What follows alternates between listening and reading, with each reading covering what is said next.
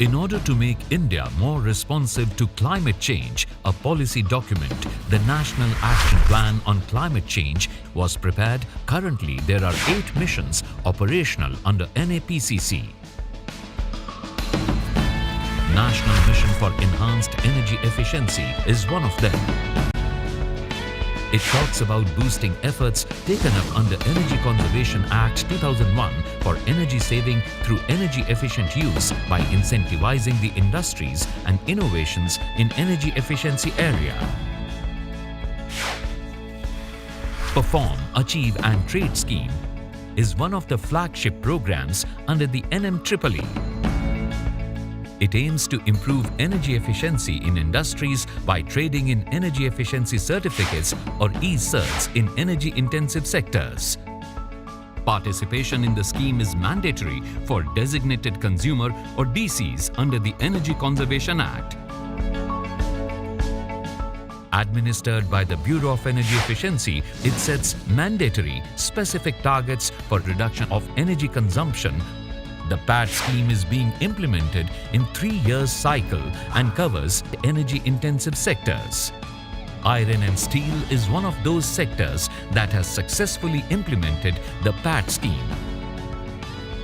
India is the 3rd largest steel producer in the world. Since there are many industrial units within this sector, it has high potential for saving by achieving energy efficiency. Committing to the cause of energy efficiency through schemes like PAT, it is not only ensuring reduction in production cost, the competitiveness of the steel products, but also minimizing environmental impacts such as greenhouse gas emissions or even depletion of the precious resources. With less pollution in the air due to emission reduction, the cleaner and healthier life people can lead. Under iron and steel, a total of 67 plants were notified and assigned mandatory energy reduction targets.